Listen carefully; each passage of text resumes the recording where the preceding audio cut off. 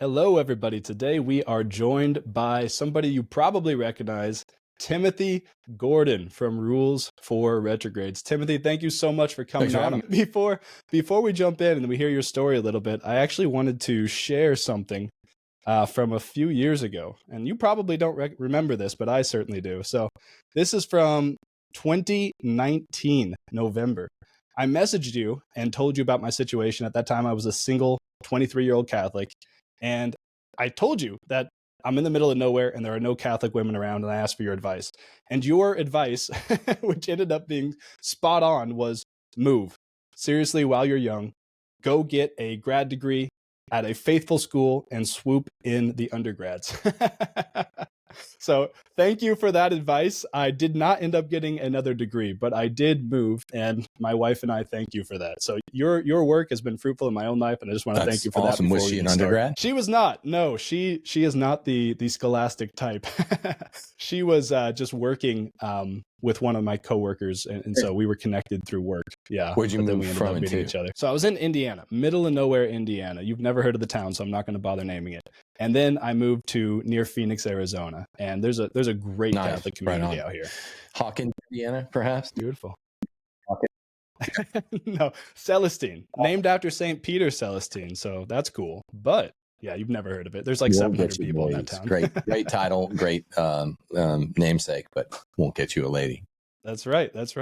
But yeah, Tim, so yeah, I just wanted to hear a little bit of your story. You know, I've been following your channel off and on now for several years, and since 2019 apparently. But I just want to hear a little bit about how you kind of got into the space that you're in, because I know you're working on some things right now that are pretty cutting edge and pretty edgy, even in the Catholic sphere, right? So I just want to hear how you kind of got into this, because I feel like you definitely have a vocation and you have a very, very clear voice in this area. So how did it all start? It started unexpectedly. Before there were dozens and dozens of Catholic YouTube channels. There's pretty much just Bishop Barron, who wasn't a bishop then in 2018, I don't think. And maybe Matt Fradd had a small channel.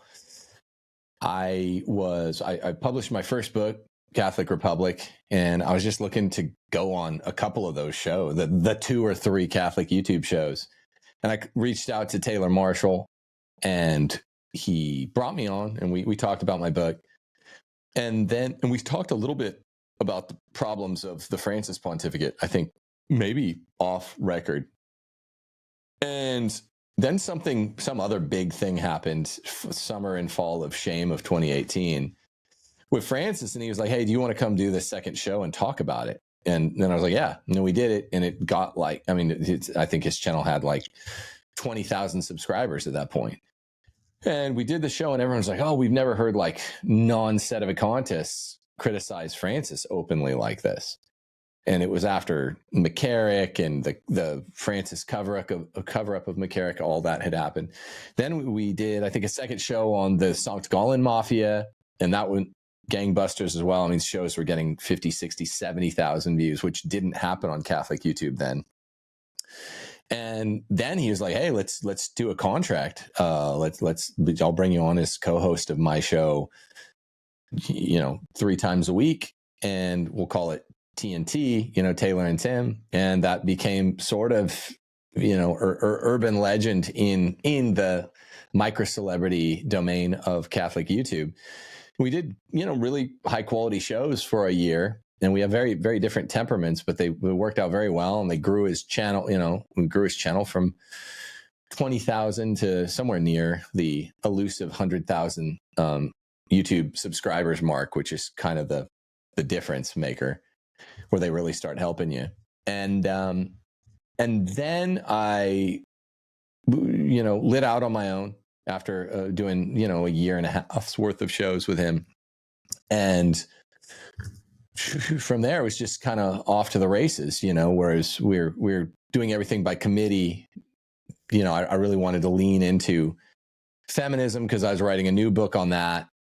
And that sometimes you wind up with a kind of, I'm not going to say vocation because my vocation is husband and dad, but you wind up with a calling to present public material that wasn't necessarily what you envisioned. People that do porneia stuff, probably didn't envision this is going to be my path to fame or fortune, what little there is. And same thing with, you know, guys that cure a disease or something like that, you know, a disease of the, I don't know, the butt or something like that. Your path to fame and fortune and you're helping people, then I'm going to do that. I never thought I would be the guy that pulls back the veil on feminism. But that's what it ended up being through this book, which ended up becoming The Case for Patriarchy. And my wife did published a hers book to it too, called Ask Your Husband. That got way more waves. It was originally on a Catholic publisher, and that was a story of its own. It ended up having to be self-published a month into publication.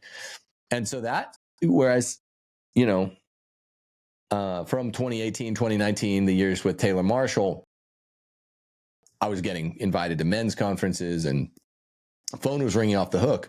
We noticed once we started leaning really hard into the feminism stuff, I'd done it in an inchoate way, even on Taylor's show.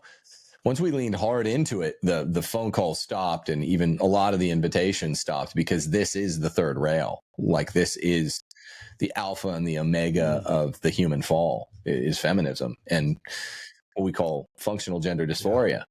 So the last year, and then of course I got fired from my job during COVID in 2020, and I moved from California out to here, but I kept doing the podcast and it became extra full time because I figured out I could make it work that way.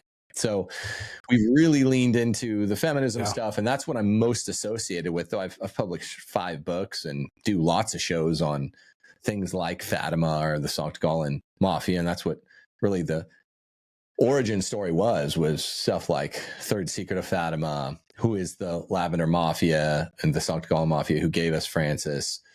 You know, did the Obama admin really force Benedict out and force Francis in? The answers all seem to be yes, yes, yes. But that's not what people associate with me and now my wife. They associate us with red pilling everyone on feminism. And no, I don't mean the actual red pill, because that's just feminism for men. So that's what we're doing now. And we have a movie that's coming out that's very big, that hopefully going to be very, very big. And it's just been an unexpected journey, and we're excited to see where it winds up. Yeah, I remember a lot of those shows that you and Taylor did in the early days. And I remember I was just blown away. I was like, I didn't know that this existed on YouTube. So thank you for that. I think that you and TNT really pioneered the way for a lot of people like me who are trying to do this now. And yeah, those shows are solid. Like, I think the information in those shows is still pertinent today. I hope those videos are still getting views, because there's some really solid nuggets in a lot of those. But could you just say a little bit, because you started with the Fatima thing. Was it always in your mind that like feminism is the enemy, or did it kind of emerge that way after you had already started getting going? Yeah, it's a simple enough story, but it's sort of a complex meta narrative as to how the book developed, because which became The Case for Patriarchy. My younger brother, Dave, was really, really interested in researching it. And he's sort of the one that turned me on to it. In no uncertain terms, I would say that he is the one that turned me on to it. Like, look at this, and this, look at look at all the scriptures on it. Look at what the patriarchs said and the patristics. I mean, look at what everyone said. Look at what the Council of Trent said, and look how it all changed. And it all changed, of course, concomitant to 20th century subterfuge. But so we were originally writing a book together on Sophia Institute Press. It's just my favorite Catholic publishing house by far. And I have 2 books on there, Catholic Republic and The Case for Patriarchy. We were originally writing co-authoring a book called No Christian Feminism. And the fate of that book bounced around some, and there's a lot of drama. And it was because in 2020, 2021, 2022, before the equipoise of the broader world and the Catholic world toward feminism had changed, and it's pretty much through my friendship with some bigger, more powerful voices like Michael Knowles and others, people were still really, really blue-pilled on feminism by even 2022. I mean, this is before even the red pill had been mainstreamed, which happened in 2023. So talking as directly as I was, and to some extent as my brother was, who was on my YouTube channel at that point, about our book, scared a lot of people. And to Sophia Institute Press's credit, they ended up publishing the book under the name The Case for Patriarchy. There was some fallout, between them and my brother, but they had the balls to publish, my chapters in that book, and they asked me to replace a couple as under a new title, not No Christian Feminism, but The Case for Patriarchy is basically what I wanted to present. And people might forget, all this stuff with Andrew Tate and the Red Pill and Pearl Davis, that came out in 2023 and shifted a lot of people's expectations. The Kanye brief run for president shifted a lot of people's expectations. But I would say there's a bright line between 2022 and 2023. There's a lot of noticing that began happening in 2023 about women and Zionism and things like that, whereupon that chronological line informs a kind of hard boundary between when you could not say the truth and when you could. Now, the Zionism issue's never been my big one, but feminism already had been, because I announced I was writing the book as early as the summer of 2019 on Matt Fradd's show. And he was like, whoa, like, what is this? Just for me saying, like, women misbehave in a widespread, overarching, gynocentric, sort of macroscopic way now. Maybe you've noticed. And he's kind of like, no, I hadn't. And everyone, that was a big show for Matt, because he was still on the way up. That was a big show. And then after a month after that, I debated Trent Horn. He was like, feminism can be really, really good. Here's how. And I was like, whoa. And, kind of smoked Trent. And then it was really the Horn and Fradd 1-2 punch in that summer and fall of 2019, where I was like, so me and my bro are writing this book. We're declaring all out war on all out feminism. There was no first wave that was good. That's nonsense that, you were sold by the CIA and whoever else. And it's all wrong. And we're going to prove it in this book. And then, it took Sophia a while to publish it, because they got cold feet a couple times, but to their credit, they had balls, and they ended up publishing it, and it came out as The Case for Patriarchy. And that's when stuff really shifted, where it was like, I have a super loyal audience, and I have for the last several years. Got fired in 2020, moved from California to here, but it's not achieving the kind of rapid growth, because people go, oh, like the Gordons, that's hardcore, like, misogyny, which is hilarious. But things have shifted starting in 23, 24 now, and a lot of real Catholic normies and normies at large are like, wow, I guess you were right. I mean, I guess you were right. It's kind of like NJF and EMJ were right about, their thing. You and Steph were right about feminism. So that's the phase we're in now. And this movie might be called What a Woman Is, might be called just The Case for Patriarchy, depending on who ends up distributing it. That's still up in the air. That's going to be, it should be quite big, because the timing's right. Yeah, I think just from my own perspective, I remember whenever you started saying the same things that you're saying now, right? I'm somebody who's really trying to be a faithful Catholic. I really am. And you hear the things that you're saying after never hearing it before, and your first reaction is, oh shoot, Tim's gone off the deep end a little bit, right? Like, that was, I was willing to hear you out, but the way that you present things, which I think you would admit is rather direct, and the information that you were presenting, which I hadn't heard before. At first I heard that and I was like, whoa, I don't know about this. This seems a little much, which I think I've seen your show with Trent. I don't know if I saw the one with Matt, but I think that's kind of where they were as well. They're like, whoa, this is new. This is foreign. This is something that I don't recognize as being part of the church. But then I started to actually give you a fair shot and look at your arguments and look at your citations and go through the history. And I was like, wow, there's so much here that I was just completely ignorant of. And the spirit is moving, I think. I really think the spirit is moving, and I really hope your movie is well done and that it hits at just the right time, because I think it could have a tremendous impact on our culture, especially in the church, right? Inside and outside. Well, look, so we were a couple weekends ago, we were in Nashville presenting this, in studio to all the major conservative players.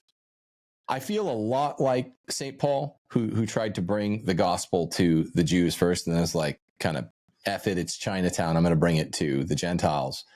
That's how it is in Catholic media. And I would give any young guy who's got a great mind, great content like you, always remember there's a lot of prejudice and bias and stupidity in the Catholic media space, and they kind of shake a stick at what's new. So you could be saying something as you could be reading from the Catechism, and you'll have, just because in human beings there's such a herd animal at times, neurolinguistic programming has made them more of a herd animal. That you can read them. Hey, here's what the Catechism of Trent says, and then literally the guy who named his podcast after the Catechism of Trent is mocking you. He's like, "Oh, do you follow that? That's crazy. What, you don't let your wife out? Blah blah." I'm like, bro, you can read them. Pope Pius X, it's a mistake to maintain that women's rights are the same as man's. I mean, this is a 20th century Pope, one of every trad's favorites. Their society is named after this guy, and trads. I mean, SSPX guys are like, I don't know, that's going a little far. I'm like, this is your homeboy. This is your guy. So I always want to present to a broader audience and be kind of the way Michael Knowles does it, kind of the way Jay Dyer presents to a broader audience Orthodox ideas. I always find a lot of parity between and Jay and I are friends, what he does in the Orthodox sphere, but he also makes it really palatable. And he's a cool guy. He's not a dweeb.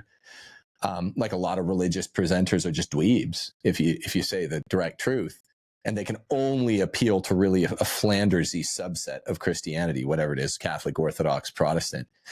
So I do things similarly naturally to how Jay does it. I do them similarly, somewhat naturally to Knowles. He's got a very wide audience, and yet he's sort of unapologetically Catholic, but not in a dweeb way, just in a way where he's like, here are my conservative ideas. They're informed by Roman Catholicism almost exclusively. And so that's what we're doing with the movie.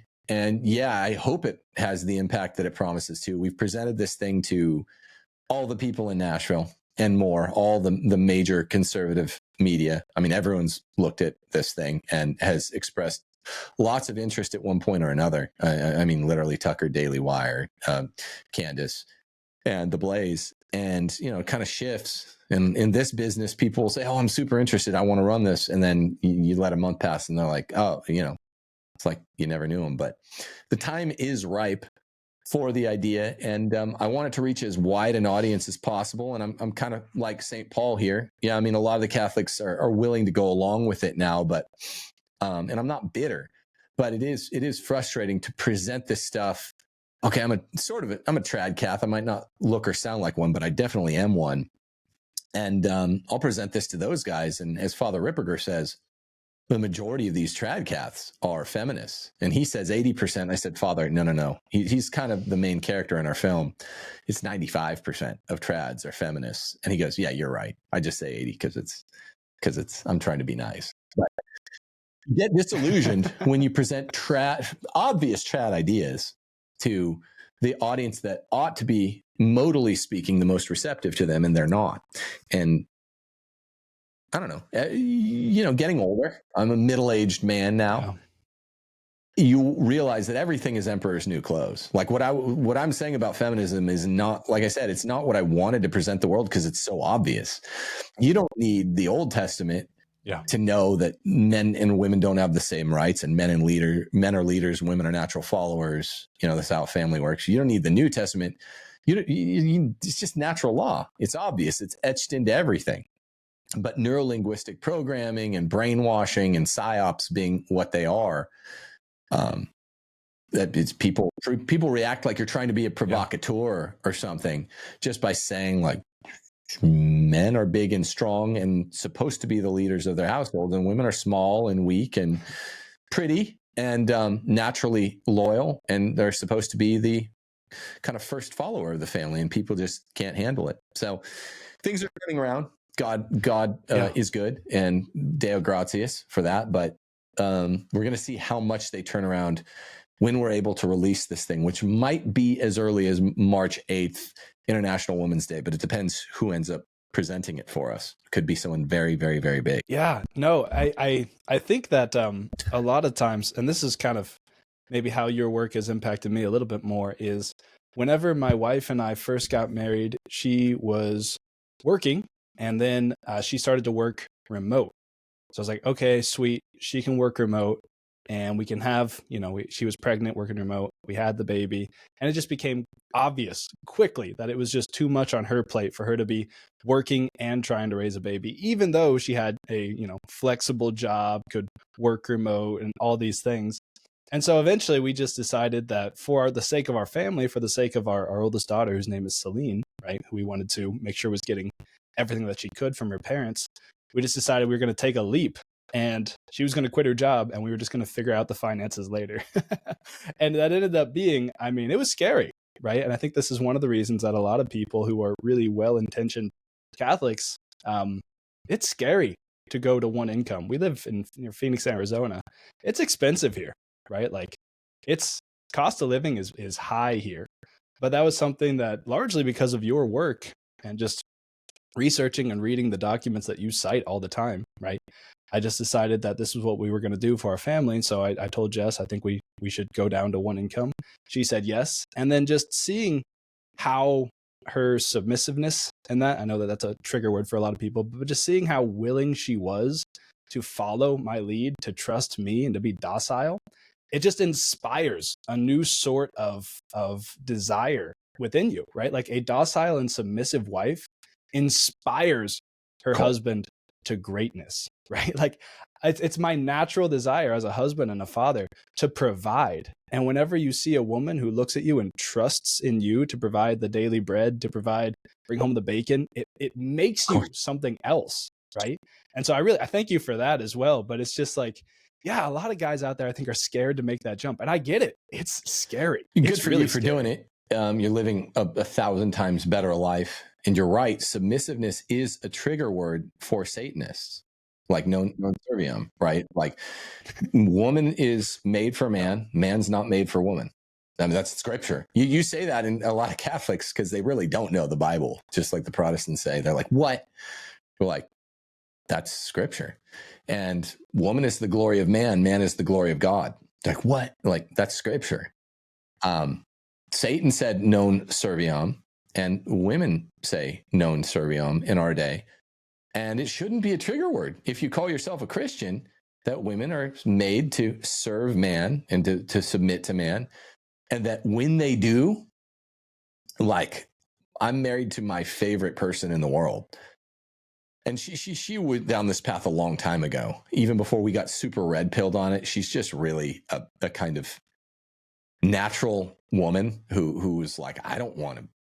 The last thing I want to do when I found a guy I think the world of is be a joy. I want to be a consolation. So my wife always had that, but it got even firmer through all the research we did for these books. Of course, it shores it up because doctrinally, ex post, you're like, oh, we were right all along. All these inclinations were right all along. And she had the kind of teenaged and child years where she was just looking for a strong male. And when we got together, we were friends first. It was just a thing of high romance, high natural beauty. We were each seeing other people, but we became such good friends. And it was like such a high natural attraction when a woman's a natural woman, a guy's a natural guy. And it's like, that's the only way they go together. And the feminists knew this, and they attacked complementarianism because it attacks the attraction between women and men. And of course, when a woman just does what she's born to do, submit to one man, not to all men. That's where the stupid, nonsensical red pill philosophy is stupid. All women don't have to make a sandwich for all the guys. They see it's one man. Pick your favorite. You're a moron if you pick a guy that you don't want to serve. But if you pick a guy that you love, you go serve him. And Nick, the director of our film, always says men are naturally like an input-output machine. You put in a quarter, like with his wife specifically, she puts in a quarter of just what she owes him, the deference and the docility and the love and the respect and all that, and you get out like $100 bill. You know, you put in just a little bit. Like they make a joke out of this bring him a sandwich thing. Literally, I mean, we're not even trying to be like macho. Just literally bring him like his coffee in the morning, and he will be so nice to you for like 10 days. And you bring him his coffee every morning, he'll be nice to you for 1,000 days, because men have been so spat on and shat on and disrespected and portrayed, particularly white men. You know, it's a white thing and it's a man thing. And to some extent, it's a Christian thing.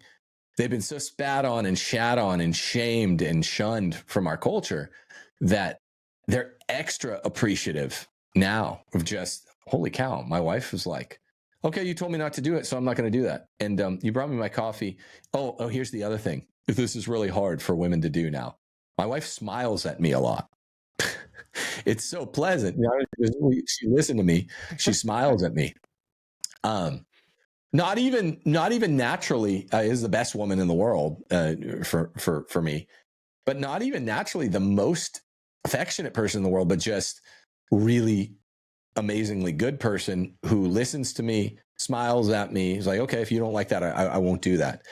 And it's like, yeah, I could, you know, no one's perfect. No one's the Virgin Mary, but the Virgin Mary. But man, this person just does so many nice things for me. She's right here supporting tech right now. If someone makes a comment, she kicks them. You know, I'm a very affectionate guy. Very few people are affectionate enough for me. I could always use an extra hug or kiss, but I mean, just the 1,000 things she does for me that are little every day. And it's like, I could never repay what she does for me. And it sounds kind of simpy and white knighty, and that's the last thing I would ever do. It's not too nicely about women, because that makes them misbehave. But I could never repay what my wife has done for me. And it's true that behind almost every great man, there is some really beautiful, submissive woman. Yeah, that's beautifully said. Yeah, it's so true. Just looking at all the sacrifices, especially, you know, when she's a wife, that's one thing, but motherhood is so intense. I don't think I appreciated all of the crosses, some small and some big, that come with being a mother, that are just incredible, right? Like, I look at what my wife does for the kids every day, and could I do it? Yeah, for maybe like 3 days before I lost my mind. And I just see a tremendous amount of strength and beauty in what she's doing. And I really appreciate that. And that just makes me love her more. It's like the complementarity. Because it's in her nature. It ain't in yours. So there's this whole, like, I remember 2 summers ago, there's this whole Diapergate thing where Megha Lillywhite, who's in our film, said, like, man, it's so gross when I see men online acting like women. And conservatives, because it was still the Transformers thing was big. Yeah. Don't wear a dress. That's a female behavior. That's gross. And she's like, yeah, that's gross. And also when I see a man trying to act like a school mom or a nursemaid, you know, that's gross too. And they're like, yeah, they're getting uncomfortable. They start tugging at their collars. She's like, yeah, my husband hasn't changed one diaper. I'd be unattracted to him if he did. And people lost their mind. Conservative feminists lost their minds. And she's like, bro, these are behaviors. There are behaviors that correspond to our natures, male and female. Wearing a dress is female. For some reason, Conservative Inc. doesn't have a problem with that. And Trad Inc. doesn't have a problem with that. When you're like, there are other behaviors besides your clothing selections that are signally male or female. And that threatened a bunch of people. So I would say, yeah, like, the motherhood's beautiful, and it's the telos of marriage, of course, procreation, the final cause. But closer to the definition of a thing is not actually the telos or the final cause, but the formal cause, the intelligible principle. You know, I'm operating on Aristotle's 4 causes. And I do like talking about motherhood and procreation for the aforesaid reason, when I'm talking about why the patriarchy is important and why feminism is sort of the sin behind all sins, the original sin, the last sin, according to Sister Lucy of Fatima. But I do insist on talking about wifing. Wifing is more important than mothering. And so it's really important that people are crystal clear on keeping a home, tending a garden, baking, sewing, cooking, cleaning, needlework, all the stuff that goes with making a house a home begins before a married couple has their first kid. And Con Inc. has threatened to bastardize and water down and govern and cut short containment mechanism the real issue, which is being a wife begins on your wedding day. And that's why it's really important for women to be at home, because the house has to be a home before you might not have your first kid until a year, 2, 3 years into marriage. You want a home right away. A man marries a wife, so she'll make a home for him. That's what it's called, being a homemaker. And they're like, well, no, she could do both. She can work before, she has kids. And it's like, she can't make a home then. Because, I mean, if you ask any of the people that have working wives, they get home and they have to flip a coin or whatever, play beer pong to figure out who's going to be the woman, who's going to cook, clean, sew, who's going to decorate, who's going to do the gardening. I mean, I'm just a lucky guy. I have like the coolest wife in the world, but she just random. I'll come home. I had Pelican season tickets a couple years ago, and I would come, New Orleans ain't that close. So I'd take one of the kids at a time. I'd get home and she'd have asked me, hey, could I buy this stuff from Home Depot? And she's half Mexican, so she knows how to like do manual labor. And I'd be like, yeah, I don't know why you bought all that shit. What? That's cool. That's fine. And she would just have done the like wainscoting in the kitchen, and it's all like in flower wallpapers up. And she just naturally, she'll ask my permission. Can I get this? I'm like, yeah, I'm not even thinking about it. Then I come home and the home's just beautiful. She'll take a room and it's just amazing. And it's after the kids are in bed or watching a movie. And it's amazing. Our house is a home. And if you want a home, you have to have a wife who's playing the role of the woman from the first day you get married, young men. Yeah, that's beautiful.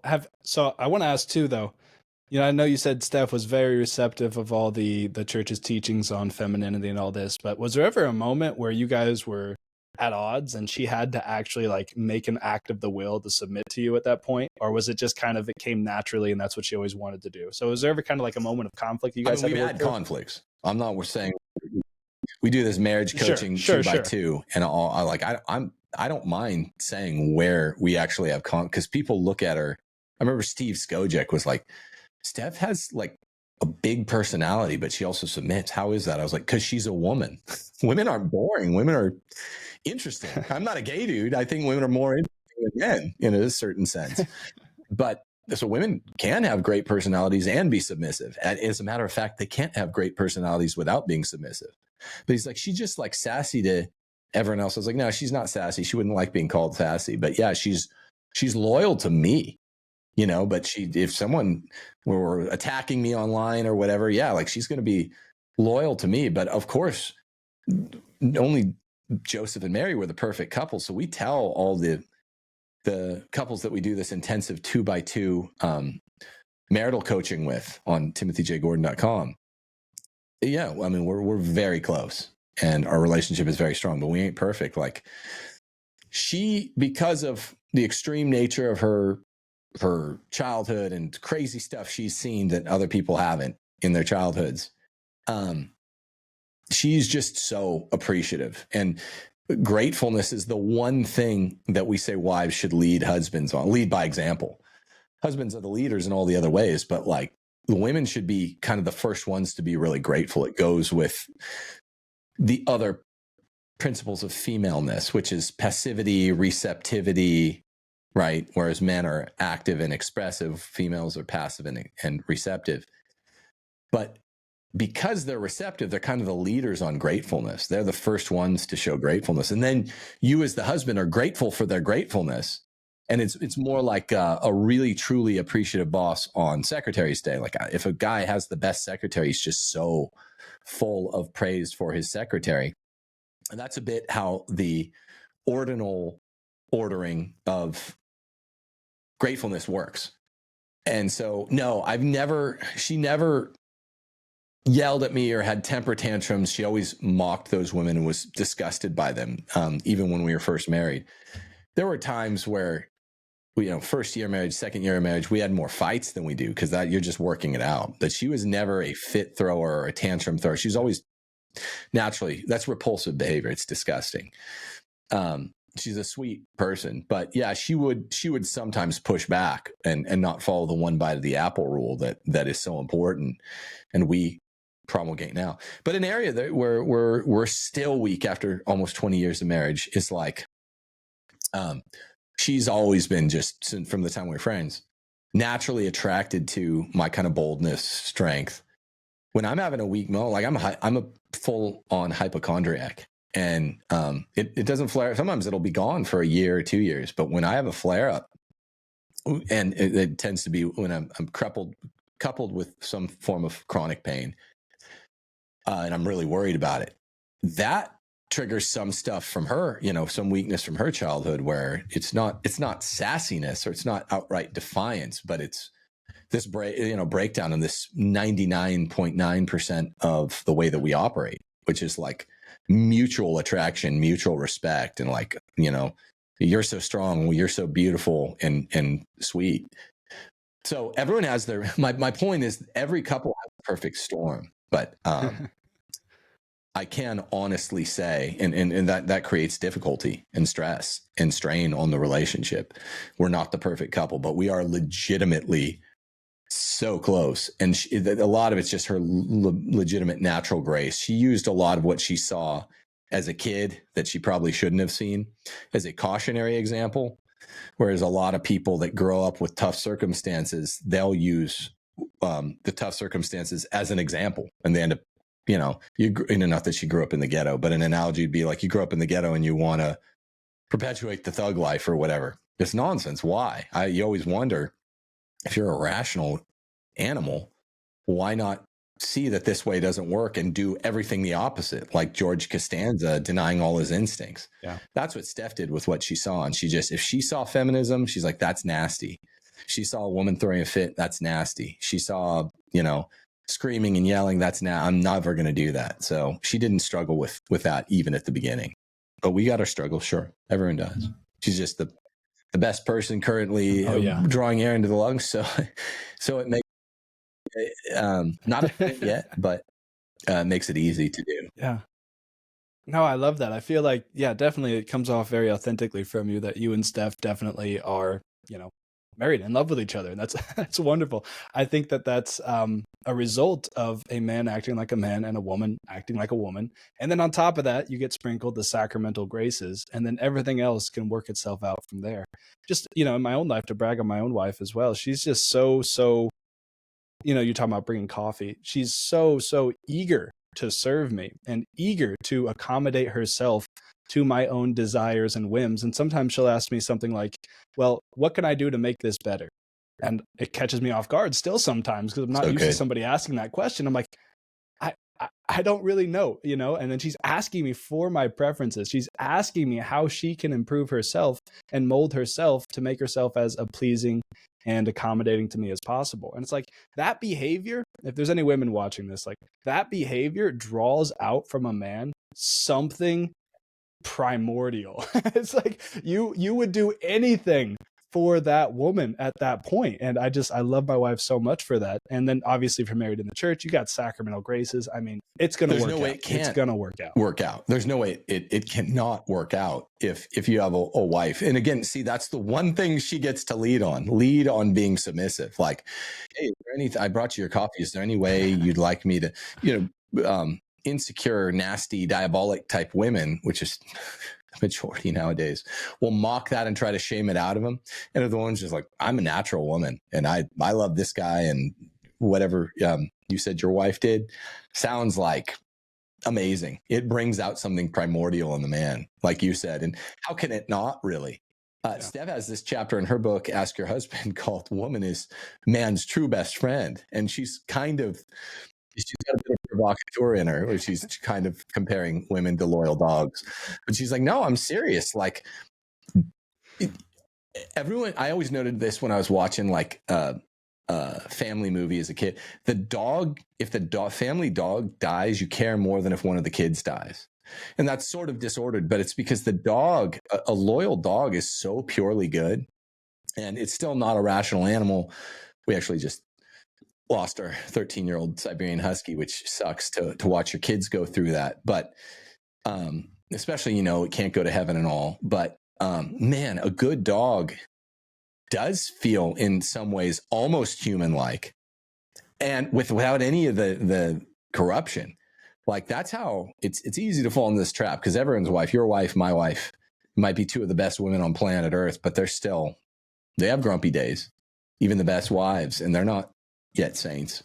But it can feel almost like that. And that's what Steph's flirting with in her book is saying a good wife is man's true best friend. Because it's like, just here to help you. That's all I do. Literally, from the scripture, folks, woman was made for man, not man for woman. Her project is whatever your project for the day is.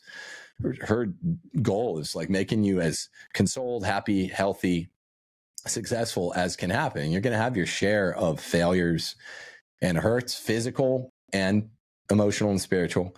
And, she'll console then, but she's trying to help you. And once you see that, it's primordial. Like you said, how grateful you are. You're grateful for that gratefulness. Yeah. Yeah. And I think too, one of the things that I think can get twisted is the idea that everything in the household, even when you have lots of kids, everything always falls on the mom. Because, I mean, to an extent, right, that's the case where the woman's the homemaker, all these things that you're saying, 100% agree. But at the same time, just looking at my wife's sleep schedule right now, we have a less than a year old and we have a 2-year-old that is not a good sleeper. Just looking at how many times throughout the night she wakes up, like, I am happy to step in and do a load of dishes. I'm happy to step in and just help out with, tidying up around the house or whatever it may be, because I know she's not sleeping.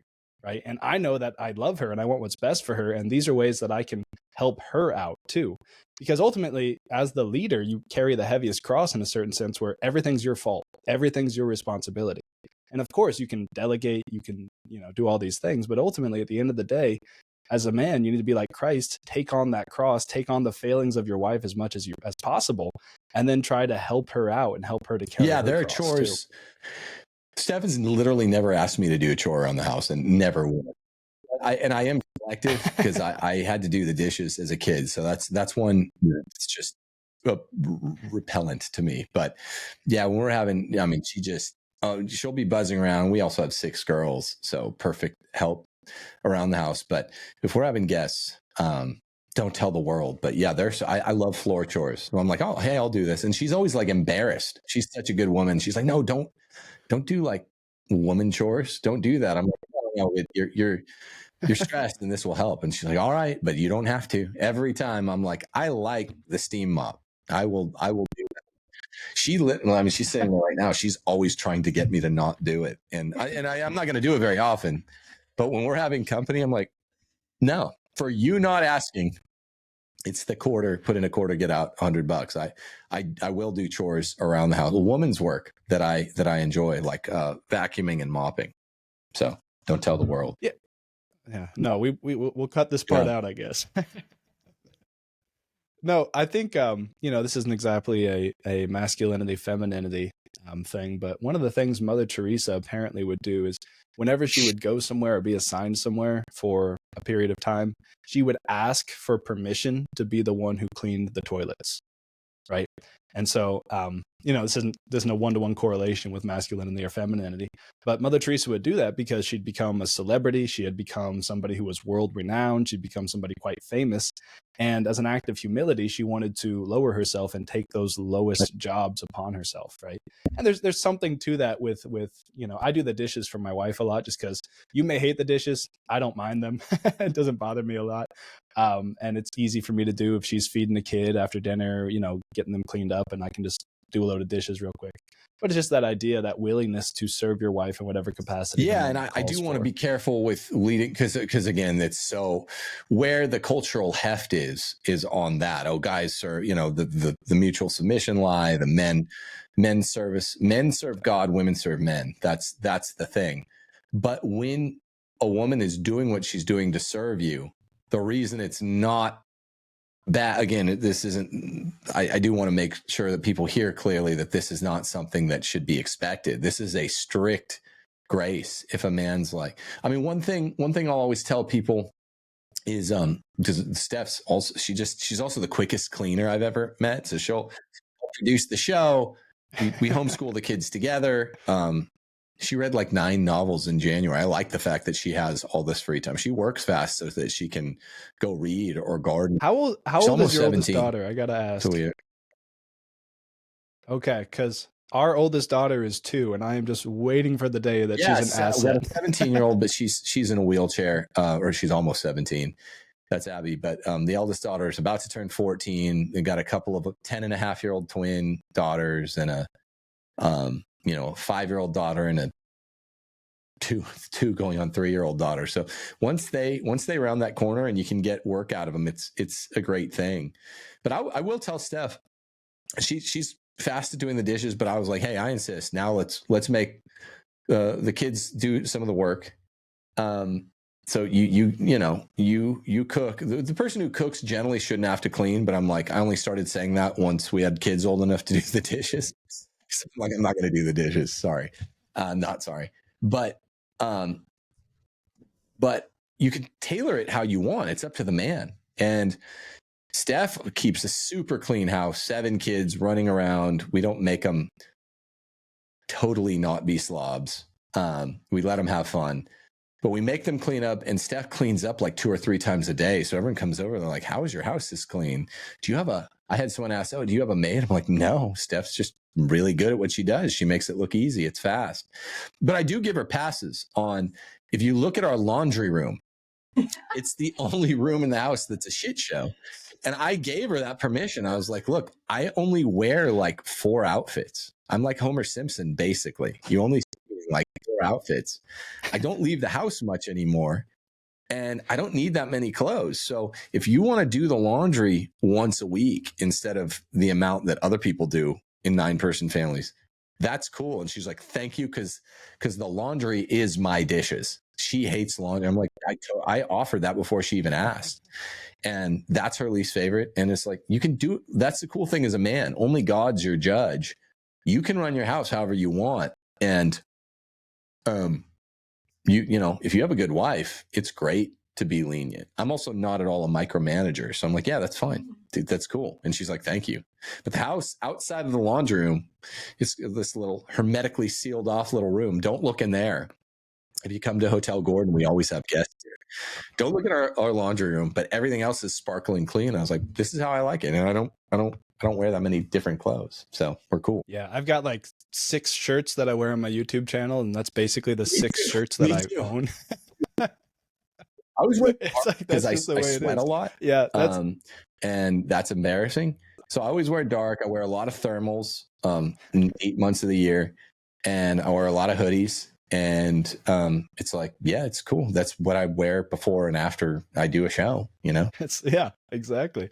All right. Awesome. Could you tell us a little bit more about, if people want to check you out, check out your channel, just what projects are you working on? Where can people find out more of this information? Well, go to timothyjgordon.com. I have like 20 classes that you can upload. I mean, I literally taught at Compton Community College. I was teaching Plato and Aristotle with bullets whizzing by my head there. Taught Plato and Aristotle at a few colleges around Southern California. I'm expert on constitutional law. I have a law degree and basically only study the Constitution because I never wanted to practice. Working on a slow PhD in Aristotelism. And, I've done 20 different classes on related matters on timothyjgordon.com. Those are like modules. We also have on timothyjgordon.com things like the 2x2 marriage coaching. Once a week, we sit down and take a call with a husband and wife, the 4 of us, me, Steph. So that's all there. The big project right now is finding a perfect home for what a woman is. Might end up being called the case for patriarchy if a certain party takes it. They've already stipulated they're going to change the name for legal reasons. But we don't know who's going to take it. So that was supposed to be out on Valentine's Day. Its first cut was done on Valentine's Day, but a lot of the execs in Nashville said, I'd like to see these cuts, and then we'll let you know what we'll do with it. What else? Man, we run a matchmaking program that I do with Will Noland and Mike Pentile and Nick Stumphauser, and we've had 7 marriages out of that in basically no time at all. Matchmaking is the way. That's called return.us. matchmaking, retvrn.us.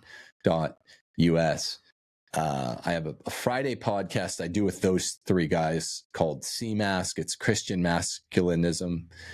That's on the CMask channel. But my channel, Rules for Retrogrades, is just Timothy Gordon on YouTube. And we audioize the podcast every time. I do try to do that 3 times a week. And I have 5 books, Case for Patriarchy being the one that we've talked about the most today. And I'll speak. I do men's events, things like that, if people request it. So go to timothyjgordon.com and YouTube Timothy Gordon to watch the Rules for Retrogrades podcast. Those are the main things. I forget what else. Go to realestateforlife.org. Yeah. I'm a huge sponsor of realestateforlife.org, and I'm outsized in how efficacious I am because I'm so big on subsidiarity and being in a locality you believe in. So as a native Angelino and a native Californian, I'm like, this place sucks. Get out, get to a place you believe in. So I moved to Mississippi, the reddest state in the union, and I outsell homes through Real Estate for Life than much bigger accounts because people know it's so what I believe in and it's so what I did when I got fired. I moved here and I'd been trying to move here for many years. I knew right where I was going. So go to realestateforlife.org and get out of your blue state, get to a red state today. I'll always plug those guys. Nice. Love that. And you're in, is it South Mississippi? Georgia? Is that right? South Mississippi. Okay. Cool. Yeah. Well, if we ever get priced out of Phoenix, maybe we'll head that way. As a Western American, you don't realize how bad it is west of the Continental Divide. There are like 3 trees in the country, and you look at a topo map, and you're like, "Oh, it's brown and ugly." All my friends would visit me in California, and they're like, "There are no trees here. It's all a desert." I'm like, "Yeah, unless you're on the beach, you're just in a desert." And I like trees. I like hunting. I became friends with Brett Favre when I moved here, and you go hunt in the forest and you just feel like Bilbo Baggins marching through the forest. I really like it. You should come check out South Mississippi. It's beautiful. Right.